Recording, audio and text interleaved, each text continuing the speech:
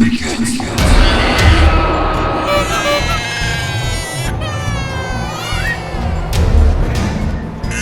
Dorothy.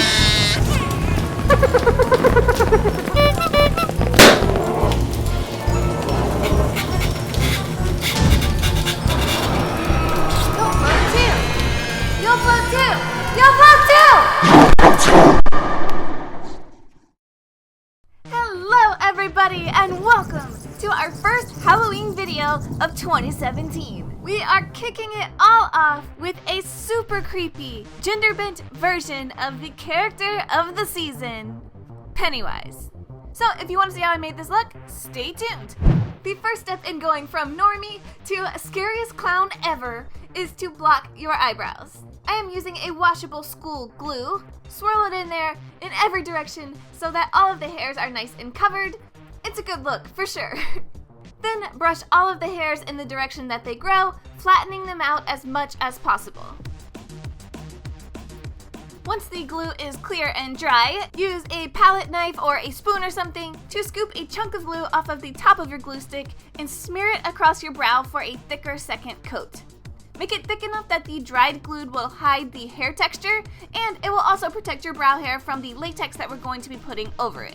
So while my brows are drying, I need to get my hair ready for a bald cap. Usually this entails slicking your hair back with product, but I prefer to use wig caps to hold my hair back because they are just more comfortable for me. They aren't really the best for bald caps because they can leave lines across your forehead, but for a character with a super textured forehead, like this babylicious Pennywise, it doesn't really matter. I way prefer to be comfortable. For this tutorial, I am going to be using a bald cap kit. It is a Mehron kit and it includes everything that you need to do a bald cap. So grab your bald cap and pull it all the way down until it fits snug on your head. Obviously, it's all up in my face now, so I'm gonna go ahead and trim off all of this extra latex until the cap frames my face. Once it fits, I cut a diagonal little slit for my ear, slide my ear through, and then make any adjustment trims that I may need to after that. To stick the bald cap down, I am going to be using spirit gum. Flip the front edge of the bald cap up and apply the spirit gum to your forehead. Let it sit for a few until it gets tacky. Once it's tacky, pull the front edge of the bald cap down and stick it into the spirit gum. It is easiest to work in sections, so start in the middle, and then once the middle is applied, you can go ahead and move on to the sides. I'm skipping attaching the back because it is a pain to do on yourself, and our wig will cover that up anyway. So once it's all stuck down, go over the edges with liquid latex to hide the seam of the bald cap. To create the coarseness of the Pennywise skin, I also sponge latex all over the top of the bald cap, on my forehead, and eyebrows.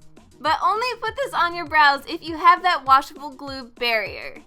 Don't put liquid latex directly on your hair. It is bad news. If you don't block your brows, you can still totally do this bald cap, just don't put the latex on your brows. Got it?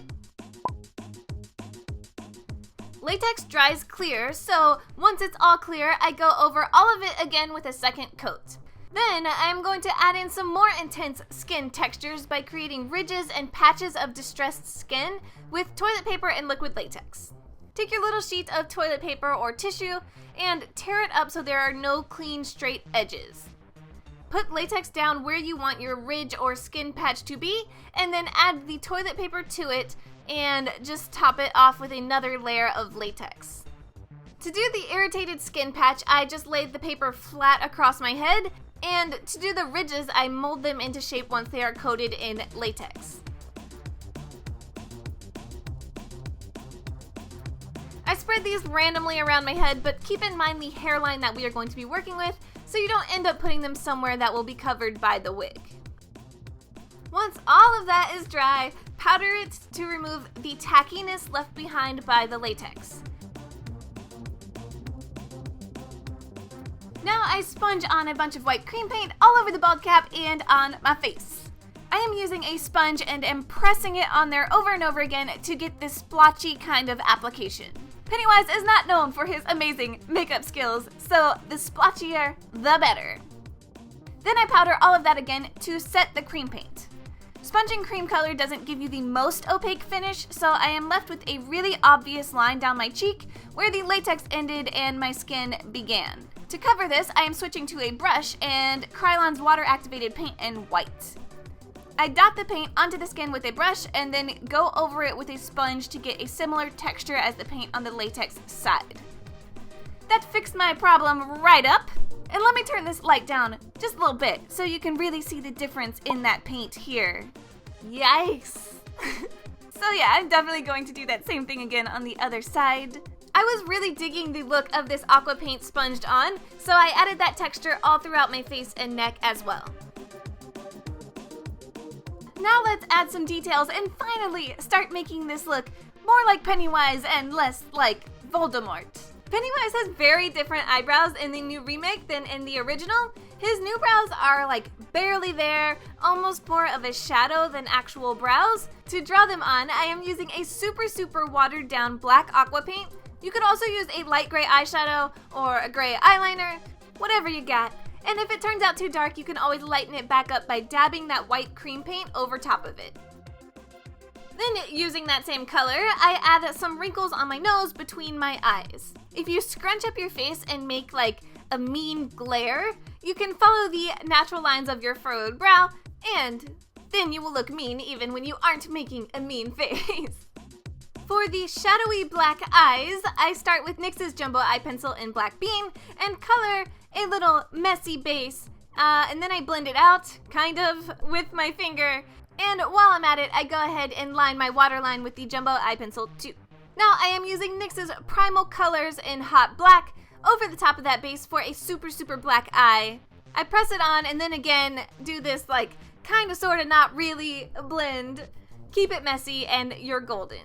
So this step is totally optional, but I think it will make this look easier for a lot of people. I'm taking that same watered down blackish gray color that I used for the eyebrow shadows and sketch out those lines that go up his face. I'm sketching them in gray because if you mess up, you can easily cover them back up with white or just incorporate it into the look as a dirty smudge or like a shadow. Messing up with red is a lot more annoying to try to fix, so for me it's just easier to do the red once you have a guide to follow. For the red, I am using a liquid lipstick in the color Cherry Skies, and I just put a little bit onto a brush to fill in the tip of my nose. After that, use a clean brush to slightly buff out that top edge. Then use that same red to go ahead and follow those sketched out cheek lines. I like to start with a thin line first and then build up to however big I want it, rather than accidentally making it too thick on the first go. I fill in my natural lips and then I decided to really super overdraw the bottom lip because when he smiles that creepy smile, you know the one. His bottom lip is really prominent. His lips are huge, and you're a clown, so it doesn't have to look realistic. So who cares? I started outlining and shading the new lip shape with black before deciding that the shape was not quite right. So I reworked it a little bit until it looked more like his lip shape. Yup, that's better. So creepy. My wig for this gender-bent Pennywise character is Rockstar Wig's 22-inch cosplay wig in pumpkin orange. You can see I took it and I hacked it up a little bit. I cut this signature hairline into it because that hairline though, signature. That was probably really loud, sorry.